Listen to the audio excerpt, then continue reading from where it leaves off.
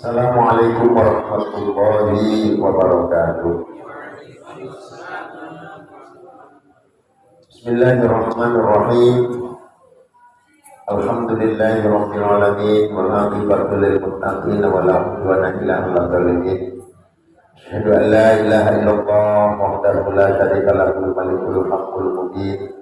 Wa asyhadu anna sayyidana wa nabiyyana Muhammadan abduhu wa rasuluhu shadiqul wahidil amin. Allahumma shalli wa sallim wa barik ala sayyidina maulana Muhammadin wa ala alihi wa ashabihi ajma'in amma ba'du. Wallahu ta'ala fil Qur'anil Karim wa subhanaka la ilma lana illa ma 'allamtana innaka antal alimul hakim. Rabbi shrah li sadri wa yassir li amri wahlul 'uqdatam min lisani yafqahu qawli waj'alni waziran min ahli. Sadaqallahu maulana al-azim. Bapak hadirin jemaah sekalian rahimakumullah. Alhamdulillah malam ini kita bisa bermuka kembali dalam kajian fikih kitab Fathul Mu'in. Mudah-mudahan serangkaian ibadah yang kita lakukan pada malam hari ini, sholatnya, kaji maupun sholat sunnahnya, zikir, doa, qiraah, semoga semuanya diterima Allah Subhanahu wa taala. Insyaallah dari 1 jam ke depan kita akan isi waktu antara maghrib isya ini sebagaimana biasa dengan kajian kitab fikih Fathul Mu'in. Mudah-mudahan apa yang kita pelajari, kita bahas malam hari ini bermanfaat untuk kita semua. Bismillahirrahmanirrahim. Ala hadhihi niyah wa ala kulli man nawabihi as-salatu sholimun ila hadratin Nabi Mustafa Rasulullah sallallahu alaihi wasallam wa ala alihi wa sahbihi wa dhurriyyatihi nabil kiram subhanallahi al-aliya wal anbiya wa syuhada'i was sholihin khususan ila hadratin Syekh al-Mufti al-Arif dan Syekh al-Jilani radhiyallahu وإلى جميع مشايخنا ومشايخنا ونفس خصوصا خاصة محاضرة العلم والكتاب الشيخ زين الدين المنبري وكسر أسره العزيز ونفع نظرته وبالقلوب بدار آمين. شيخ لله له الفاتحة. أعوذ بالله من الشيطان الرجيم. بسم الله الرحمن الرحيم. الحمد لله رب العالمين الرحمن الرحيم مالك يوم الدين. Iyyaka na'budu wa iyyaka nasta'in ihdinas siratal mustaqim siratal ladzina an'amta 'alaihim ghairil maghdubi 'alaihim waladdallin. Ughfirli wal walidayya wal mu'minina amin. Bismillahirrahmanirrahim. Kita akan lanjutkan.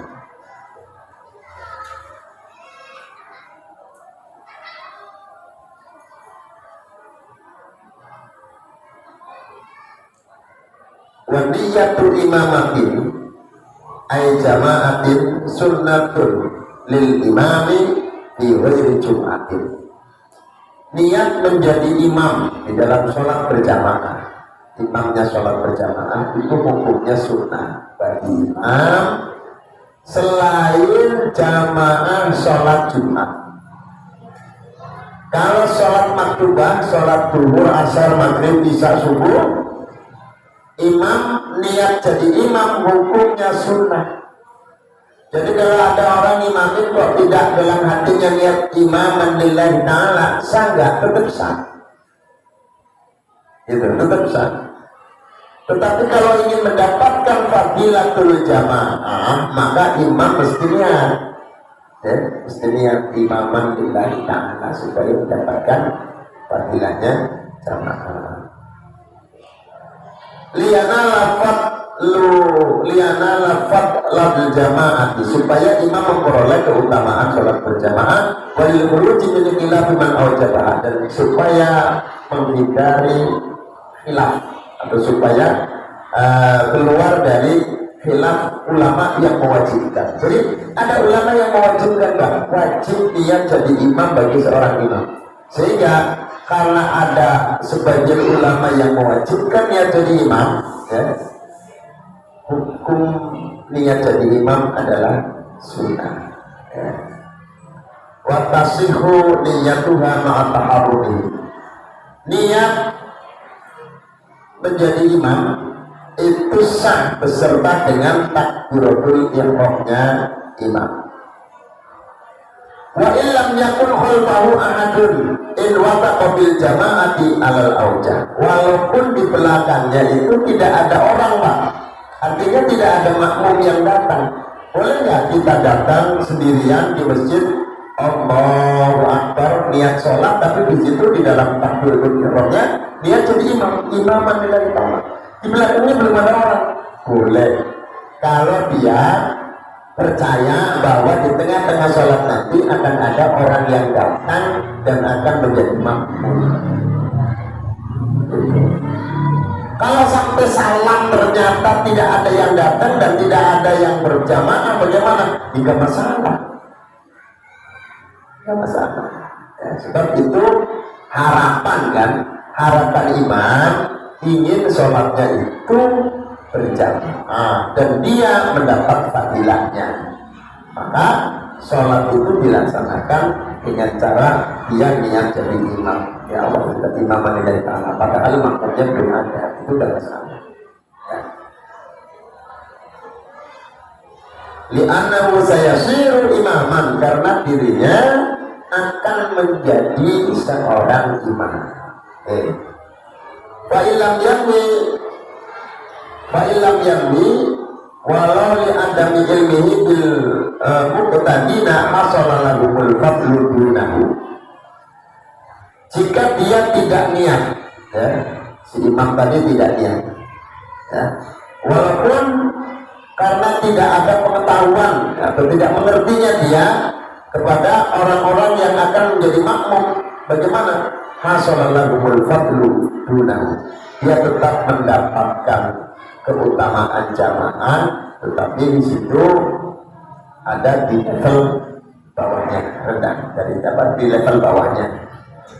Wa inna wahu fil afna'i hasalallahu al-fadlu min hina idin.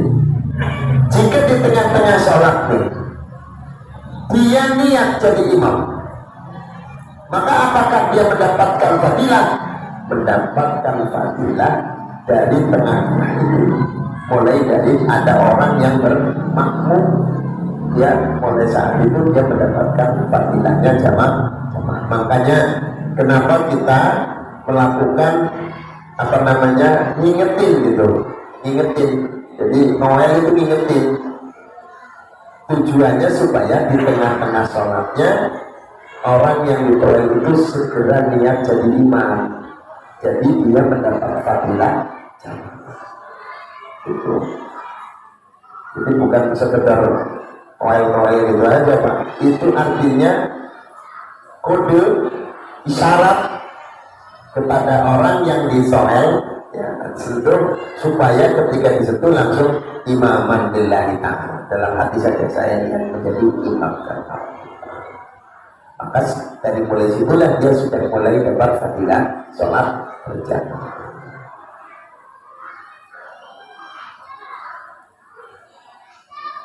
Amma fil jum'ati fatal zamuhu ma'at taharrumi. Adapun niat menjadi imam di dalam sholat Jumat itu wajib disertakan bersama takbiratul ihram. Jadi ada imam sholat Jumat misalnya, begitu dia bukan imaman lillahi ta'ala, tetapi langsung usolli fardul jum'ati rok'ataini mustaqbilal qiblati lillahi ta'ala. Gak pakai imaman lillahi ta'ala, misalnya pada saat takbir juga dia tidak menyebutkan dirinya sebagai imam, gak sah, ya. Wa minha ada mutaqaddumi fil makani yaqinan ala imamin bi'aqobi. Syarat berikutnya di antara syarat-syaratnya jamaah adalah tidak mendahului imam, ya, makmum tidak mendahului imam di tempatnya imam secara yakin dengan ukuran tumit, ya, tungkak bagian belakang. Jadi kalau ada orang sholat berjamaah, dia statusnya sebagai makmum, tetapi berdirinya lebih maju dari imamnya, itu tidak sah. Maka ukuran maju melebihi berdirinya imam itu dengan apa? Diakobi dengan tumitnya. Lihat tumitnya, bukan jarinya, tapi tumitnya. Kalau tumitnya dia lebih maju daripada tumitnya imam, maka tidak sah sholatnya. Ukurannya tumit. Nah, makanya kalau bikin garis di luar masjid itu harus diperhatikan, ya, harus diperhatikan. Kadang-kadang kemiringan itu nggak diukur, sehingga di bagian sana ada jalan tembus, tetapi posisi garisnya melewati batas imam. Bagaimana sah? Juga sah. Nggak sah, karena melewati batas berdirinya imam. Makanya di Masjid Nabawi itu ada batas, Pak. Ini tempat imam, sehingga jamaah tidak boleh sholat di depannya. Tidak boleh sholat di depannya, harus di belakang garis itu, karena itu garis posisinya ada di belakang imam.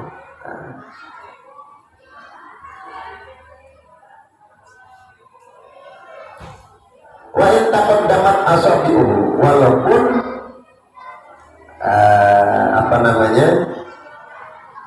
jari-jarinya imam itu lebih maju.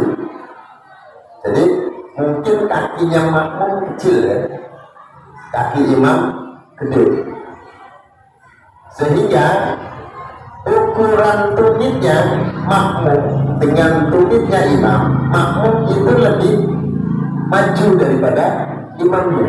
Tapi diukur jarinya masih majuan jarinya imam. Bagaimana? Ini tetap tidak sah, karena yang menjadi batasan adalah tumit, bukan jari. Walaupun jari dia dengan jari imam lebih majuan dari imam, dari kakinya, tetap tidak sah, karena yang jadi ukuran adalah tumitnya tidak boleh lebih maju daripada tumitnya imam.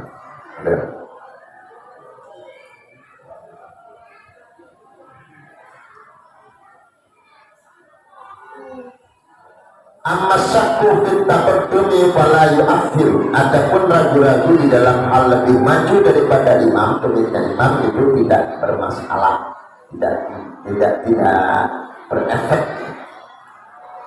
Wala yadurru musawatu, tidak masalah, tidak apa-apa kalau tumitnya sejajar. Ada orang sholat tumitnya sejajar, Pak, bagian belakang kakinya sejajar, itu nggak apa-apa, ya, tidak batal. Walakinnaha makruhatun, tetapi kalau sejajar itu hukumnya dimakruhkan, makruh. Sholat bersejajar begini, yang disebut sejajar itu ketika tumitnya sejajar, ya. Maka di situ boleh, ya, tidak masalah, tetapi hukumnya makruh, ya.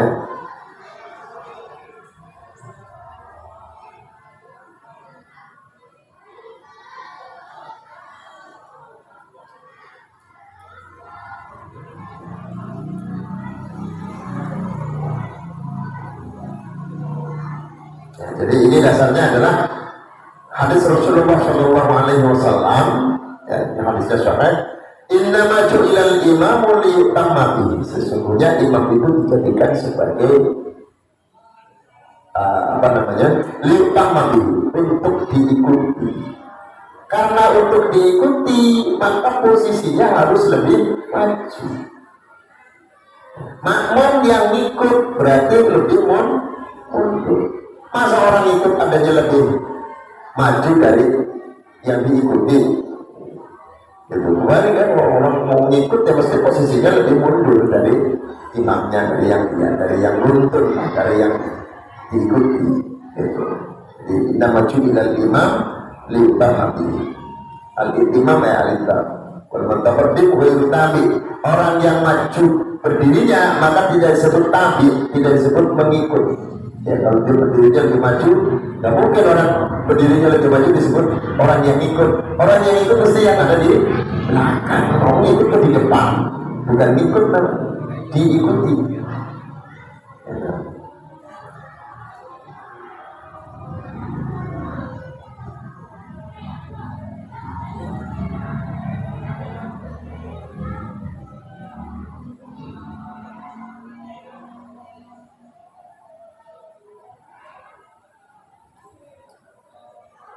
Ya.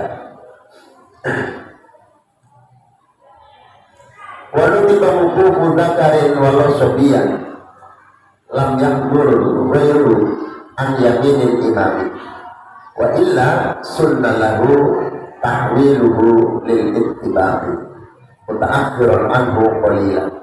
Disunnahkan orang laki-laki itu berdiri ya, di sebelah kanan imam walau sepian, walaupun laki-laki itu anak kecil, illam yakdur ghairu, kalau tidak ada yang hadir selain dia.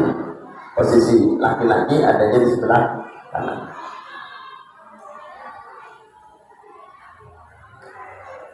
Wa illa sunnalahu tahwiluhu. Wa inna sunnalahu tahwiluhu. Ketika tidak ada di sebelah kanan, maka sunnah baginya untuk pindah. Tetapi Rasulullah Allahu Akbar posisi sebelah kiri. Bagaimana? Sunnah pindah ke sebelah kanan. Bagi laki-laki. Wa kharaja bidzakari al-unsa fataqimu qalbahu.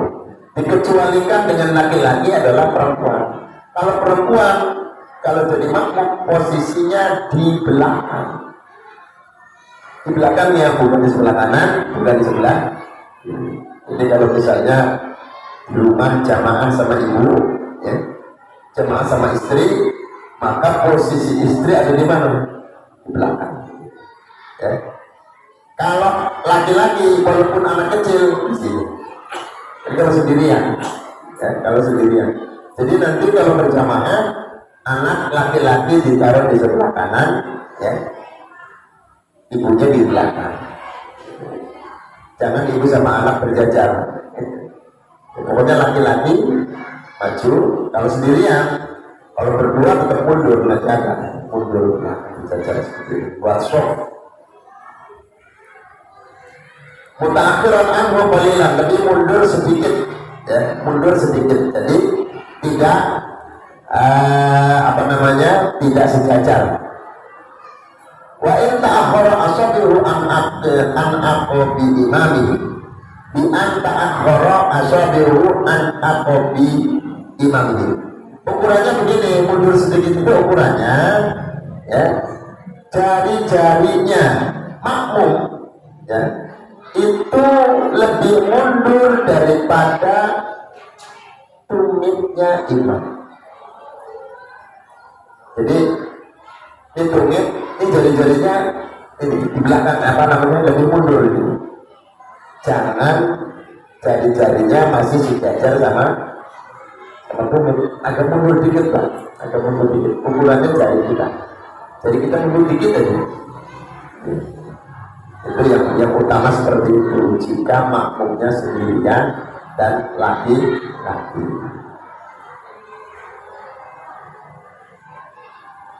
Wa kharaja bidzakari al-unsa fataqifu qalbahu. Dikecualikan dengan laki-laki adalah perempuan, maka perempuan itu berdiri di belakangnya. Ma'amazid dita'akhirin beserta bertambah mundurnya. Artinya kalau misalnya dia bermakmum, istri kita bermakmum misalnya, atau anak kita yang perempuan bermakmum dengan kita, ataupun siapapun makmum perempuan bermakmum dengan kita, posisi di belakang tetapi agak mundur lagi. lebih mundur lagi. Ya. Sebab kalau nggak lebih mundur lagi, bisa jadi ketika sujud masih nyenggol, nah kan masalah, gitu kan? Masalah itu. Ma'a mazid ta'khir itu. Kalau walau zada ala talaqati adru'in. Walau zada ala talaqati adru'in, walaupun lebih atau lebih dari 3 dirham. Mungkinnya 3 dirham itu nggak masalah. Ya, lebih dari 3 dirham. Fa in jaa'a dzakarun akharu ahrama an yasari wa yata'akhkharu qalilan summa ba'da ihramihi ta'akhkhara anhu nadban fi qiyamin aw ruku'in fi qiyamin aw ruku'in. Nah, sekarang masalahnya ketika datang laki-laki yang lain, ada makmum lagi laki-laki yang lain, ya. Ahrama an yasari, maka dia takbiratul ihram di sebelah kirinya imam. Jadi imam, ya. Jadi sudah ada makmum satu orang sebelah kanan, dia datang belakangan. Maka di mana dia harus takbiratul ihram? Jangan langsung di sini, Pak. Di sini dulu. Allahu Akbar. Setelah berdiri di sebelah kirinya imam, baru nanti dua-duanya mundur membuat sholat. Gitu. Jadi tetap takbiratul ihram di sini dulu baru mundur. Kapan waktunya mundur? Kalau tidak pada waktu berdiri, maka pada waktu ruku. Jangan pada waktu duduk ngesot jadinya. Duduk, waktunya ngesot. Tidak boleh.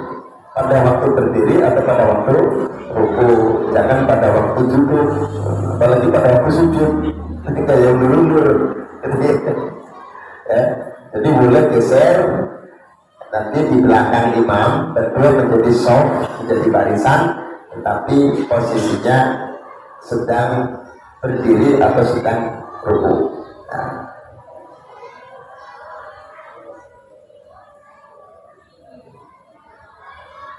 Hatta yasiro soffan waro'ahu, sehingga keduanya menjadi satu soft di belakang Wahubu rojulaini ja'a ma'an ja'a ma'an awrijalun qasdul ibtida'a bimusallin walbahu soffan. Nah, kemudian ketika datang adapun berdirinya 2 orang yang datang bersamaan atau beberapa orang, ya, maka beberapa orang yang punya niat tujuan untuk menjadi makmum dengan satu orang yang sholat atau semuanya ada orang yang menjadi imam, kalau sofa, maka buatlah dia satu sholat. Jangan mencar-mencar Pak, jadi makmum tapi mencar-mencar tidak boleh. Datang berdua langsung berdiri di belakangnya menjadi satu sholat. Datang bertiga berempat langsung berdiri belakangnya menjadi sholat. Itu ya, karena sudah jumlahnya lebih dari 1 dan datangnya bareng. Kalau tadi contoh yang tadi itu datangnya enggak bareng, satu orang dulu dia berdiri di sebelah kanan, datang satu orang lagi berdiri di sebelah kiri. Setelah berdiri baru dua-duanya mundur membuat sholat. Nah, ini masalah mundur juga harus diatur, Pak. Bagaimana cara mundur yang tidak membatalkan sholat? Sebab kalau dia melakukannya dengan 3 langkah, ya, mundurnya langsung 3 langkah, jelek, itu batal, Pak. Caranya bagaimana? Ya mundurnya diatur. 1 langkah berhenti. Ya, jadi kalau kita ngangkat kaki kiri atau kaki kanan ke belakang, kaki kirinya nyusul itu gitu satu. Nah, di antarain baru mundur lagi 2, gitu. Jangan langsung jelek. Nah, ini 3 jadinya. satu, dua.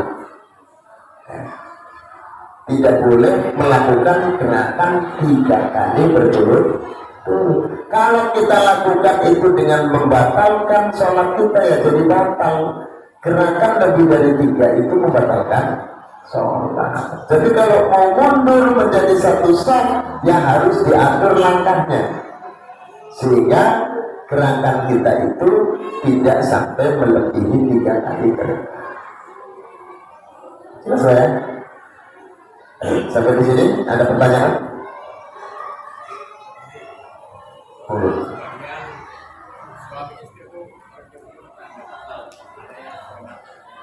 Oh. Kalau menurut mazhab Syafi'i suami istri itu batal. Sama dengan wanita yang lain itu juga batal. Kenapa batal? Karena itu tidak mahram. Bahkan sudah nikah. Justru bolehnya nikah karena bukan mahram. Kalau mahram boleh dinikah nggak? Nggak boleh. Masa kita nikahin adik kita lalu karena orang lain sehingga boleh dinikah. Setelah dinikah, ya tetap dalam masalah wudhu membatalkan karena itu tetap hukumnya bukan mahram. Ya. Kalau sama anak enggak, anak itu mahram. Sama mertua enggak? Sama mertua kita enggak batal lah. Ya, kita salaman sama mertua enggak batal dulu. Kenapa enggak batal? Sebab enggak ada mantan nenek. Gitu. Kalau batal kalau kita ceraian, misalnya anak kita manggilnya mantan nenek, kan enggak ada mantan nenek. Karena nggak ada mantan nenek, terus menjadi nenek oleh cucu-cucu kita, maka mertua itu tidak batal.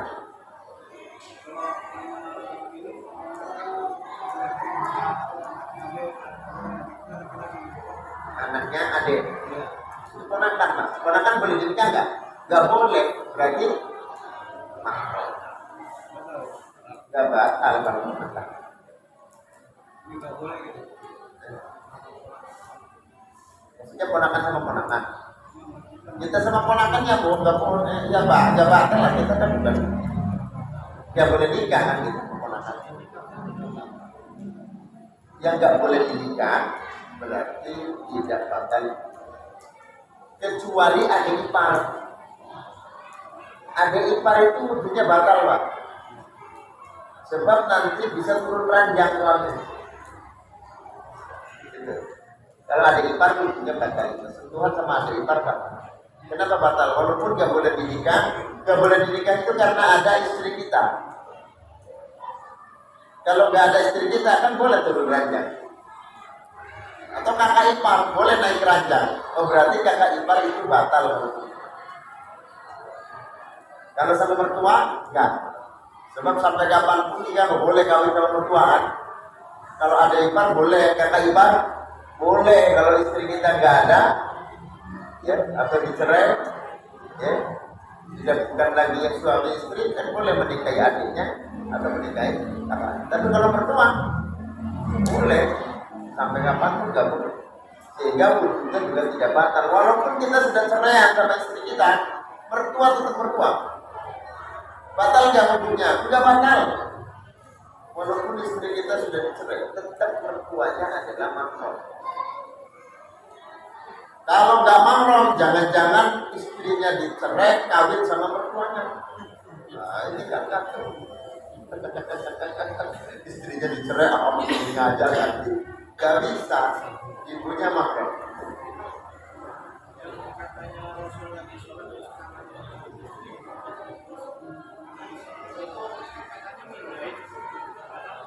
Ya, inilah kilafnya maka. Makanya saya bilang tadi itu juga menjawab ini kalau menurut mazhab.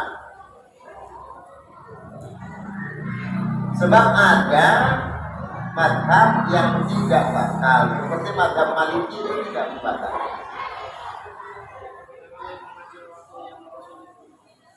Ya itu kan riwayatnya Rasul itu istrinya itu setelah ada ayat hijab, maka semua organ tubuhnya itu kan tertutup dengan hijab. Sehingga ketika mencium Siti Aisyah itu hilang. Apakah menciumnya itu dengan tanpa hijab atau dengan hijab? Kalau ada hijab berarti ada penghalang. Jadi disitu istilah batas. Sehingga kita menyikapinya sebenarnya gampang. Kalau mau cara yang boleh sentuhan, ya berarti wudhunya ngikutin caranya itu, gitu loh. Sehingga kita nggak disebut orang yang curang. Wudhunya Syafi'i giliran batalnya mati. Itu curang. Gitu kan? Kita mengakui kata-kata, ya kita harus mengamalkan caranya sehingga batalnya itu. Gitu ya. Cukup ya. Al-Fatihah. A'udzubillahi minasyaitonir rajim. Bismillahirrahmanirrahim. Alhamdulillahirabbil alamin arrahmanirrahim. Maliki yaumiddin.